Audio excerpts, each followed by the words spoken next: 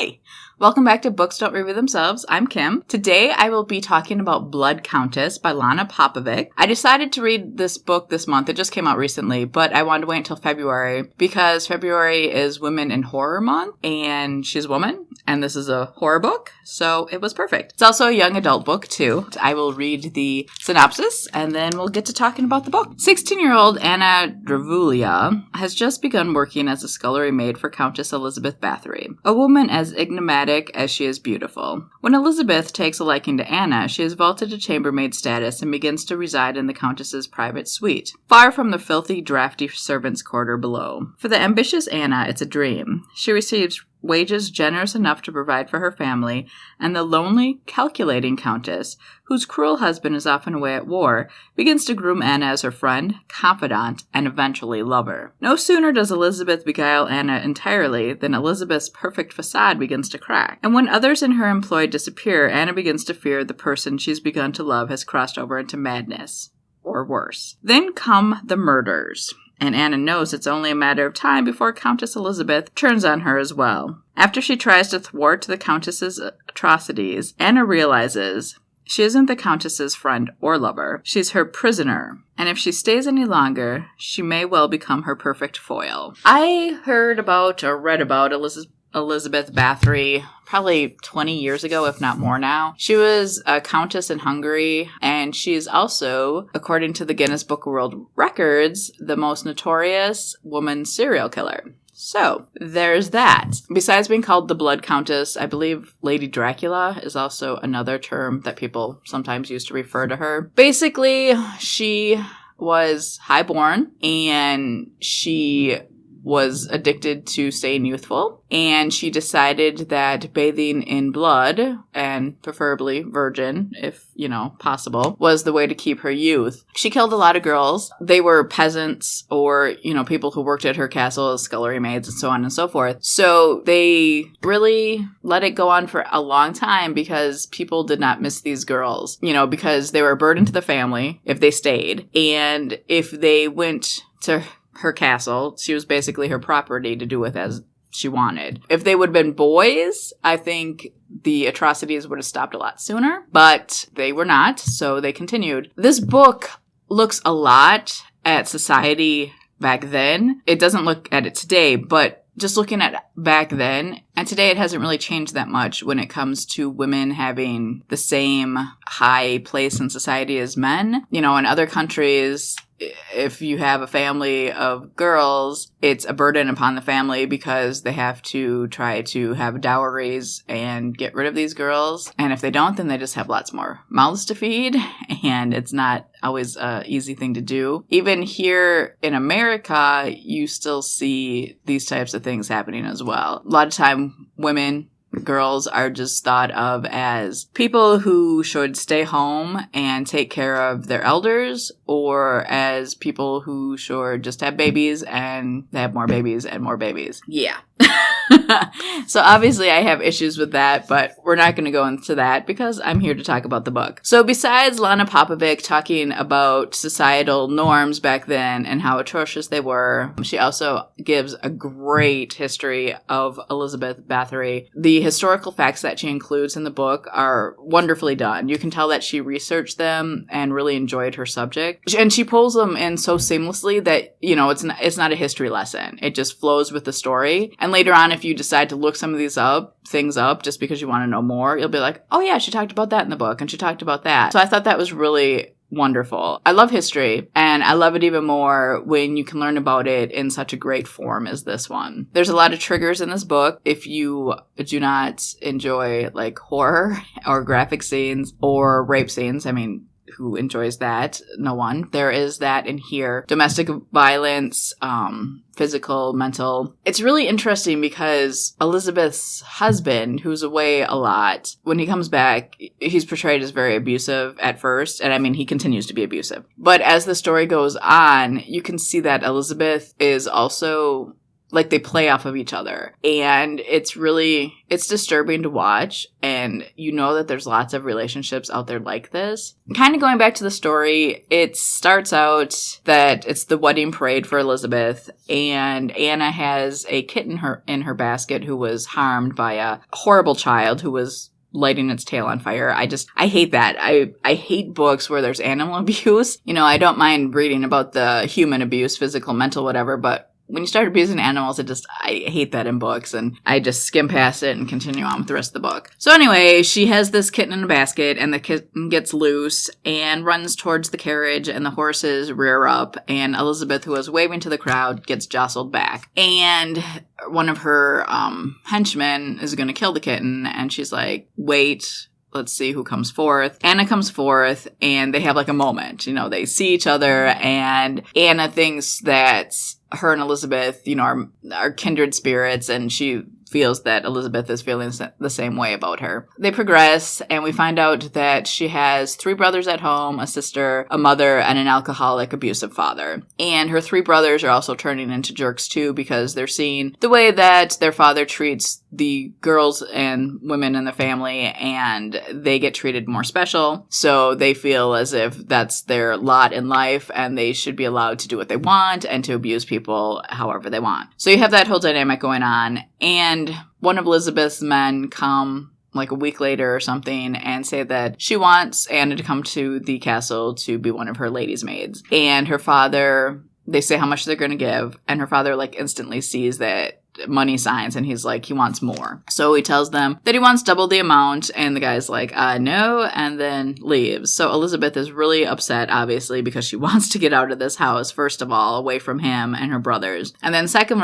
of all, this is a way that she can make money for her family, you know, and who are very, very poor, and pretty much her younger sister is like starving to death because all the food goes to the other boys, because obviously men are more important than women. When I said obviously, that was sarcastic. Hopefully you knew that. So her father ends up dying. The horse ends up kicking him in the head. And like, you know, right away you're like, it seems plausible that it could just be an accident, but perhaps there are other hands of fate, you know, interweaving themselves with this girl and with her situation. So she ends up walking, and she's like 2 days late, and Elizabeth, because she's very temperamental, she says, you can stay, but you're down in the cellars with all the scullery maids. So Elizabeth is like, this sucks, but hey, this is a way I can provide for my family, and now I really need to provide for my family because my father is no longer bringing money in. So she goes down, and she makes some friends with the girls, and, you know, she's working down there, and the work sucks because it's hard, and it's cold, and there's rats, and there's disease, and there's lice, and so on and so forth. She wants to get out of there, first of all, because it's horrible. Second of all, she wants to get out to make more money. And then third of all, she still feels like she has this connection with Elizabeth. So she ends up doing a little bit of deceiving to get her way to go see Elizabeth. She ends up helping her with her herbs. And then Elizabeth is like, you should, you know, come up here and be with me. So I should also point out, and this is funny too, a little side story. Back when I was in college, I had to do a book report for my lesbian studies class. And the person I had, I can't think of the author's name, but the book was Drawing Down the Moon. And it's basically, the woman is a witch. I did my report. It was a great report, but never in my report did I say that she was a witch. And in my mind, it was just totally apparent. You know, I mean, from the first sentence in my paper, I'm just like, how can you not know she's a witch? So instead of getting an A on my paper, I got a B because I did not say that she was a witch. The author of this book was a witch. So going back to the story, Anna, people call her a witch. Now, you can see her as a witch or just as a wise woman or as a midwife, however you want to see her. I see her, I guess, as a witch because she kind of has like visions of stuff. Like when she looks at the moon, she can see like radiating beams, you know, connecting to the earth and to the body and stuff like that. So I don't know, I guess if you call that a witch, you call that a witch or just a wise woman, whatever you want to call it. Don't want to say that she isn't a witch if that's what we need to say. So she's a witch. She's upstairs with Elizabeth now, and Elizabeth's husband comes back and beats her. Anna's there to help revive her again, like 2 weeks later after taking care of her and giving her tinctures and, herbal salves and so on and so forth. She's finally feeling better. So their relationship starts to grow more and more intense. They become lovers. But then there's little cracks in the facade, and Elizabeth starts showing her true colors. She's disciplining a girl very heavily, and Anna walks in and Elizabeth stops, haha, they need to be taught their place, but I'm not really as evil as I look. So these little things start to continue, and they start to get worse. Some of her friends that were down in the basement with her, or the cellars, they're totally jealous of her now because she's no longer there, but they're also fearful of her because Elizabeth is insane and is violent, and they're thinking that Anna's starting to turn that way too. And I can totally see how they think that,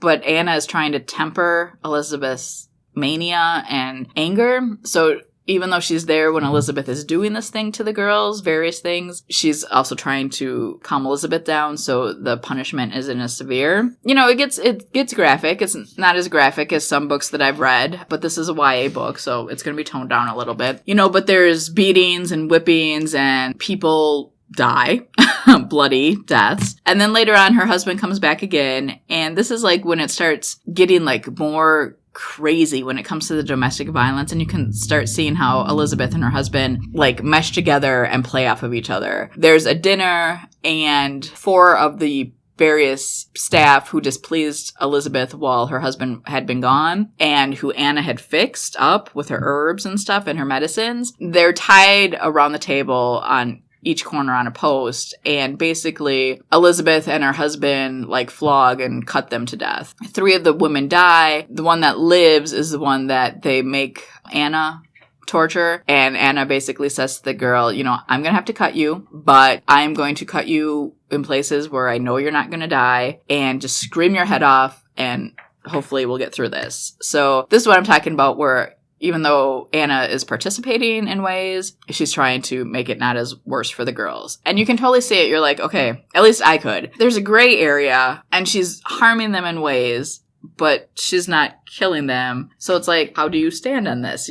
What is the ethic with this? So that was really obviously difficult for Anna, who is basically a good person. So more things happen. Elizabeth starts getting more and more crazy, and this is when she starts turning to her thoughts that bathing in blood will make her stay youthful. It begins with arsenic, which is a poison. You never ingest this. Never. And in the old days, they used to have arsenic in the wallpaper and stuff like this. And I actually just saw a post on the internet, or an article on the internet, where there's 100 books made.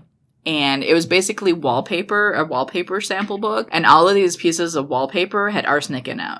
And this doctor had sent them to 100 different libraries saying, this is horrible stuff. Let everyone know that arsenic in your wallpaper is bad, and let them, these were samples of what the wallpapers look like that had the arsenic in it. So there's actually only 4 of these books left in the world, and one of them's in Michigan. So I thought that was kind of interesting. So anyway, arsenic's bad for you. Women used to put it on their skin to give them rosy glows. So Elizabeth knows this, and she's like, well, if we ingest it along with all these herbs that Anna concocts, we should have a fountain of youth. We should stay nice and rosy and young forever. So they start experimenting on the girls, and obviously they all die. Horrible, horrible deaths, because arsenic poisoning is a horrible way to go. Anna is getting more and more disturbed, because now, although she was sometimes hurting the girls before, now she is just straight out killing them, and she knows this is killing them, and Elizabeth doesn't care. So basically, finally, Anna stands up to her, and Elizabeth is like, screw you, you're just a commoner. So she throws her into jail, and more things happen, and then Elizabeth ends up getting a black magic worker to start helping her with these experiments, and this is when they start going for full-on bathing in blood. So that's fun. Yeah. There's obviously an ending to the book, and I enjoyed the whole thing, because like I said, the societal norms from back then, she talks about them, and it was interesting, especially if you know nothing about that time, you'll definitely learn new things. But I just kept referring back to nowadays, and I thought she wrote it really well to write a book that incorporates the Me Too movement and showing how women and girls are treated today. And she did it in such a way. There are so many books out there today that do that, but a lot of them are really blatant and in your face. And some of them are still really good books, but this one, it was not blatant and in your face, and it was still really good and still incorporated that. So I really, really enjoyed that. Then plus I really enjoy learning new things about Elizabeth Bathory and serial killers. Who doesn't enjoy learning about them? So this was just all really, really good, all combined. And this is actually book 1 in the Lady Slayer series. At the end of the book, it says book 2 is going to be called The Poison Priestess, and it's coming out in early 2021. So I was really interested about that because I don't know, if you were to say Blood Countess to me, I instantly think of Elizabeth Bathory. But when you say Poison Priestess, I have no idea who she's talking about. So I went online and did some searching really quick, and I couldn't find anything, first of all, about book 2 at all yet, and I couldn't find a person in history, probably, well, obviously a woman in history, since it's a priestess, who's called the Poison Priestess. So I'm really excited to see who she is researching and talking about in book 2. Yeah, so I say read this one if you enjoy YA, if you enjoy horror, if you enjoy reading about Elizabeth Bathory, serial killers. I'm looking forward to book 2. So thanks for watching. Like, subscribe, tell your friends, hit that little bell button so you can get notified of our next podcast. But as always, we try to do a more current book on Mondays, and then we'll do our weekly wrap-ups. Jessica and I will do our weekly wrap-ups on Friday, where we talk about books, movies, podcasts, whatever we've been watching or listening to for that week. So thanks for watching, and I hope to see you next time. Bye!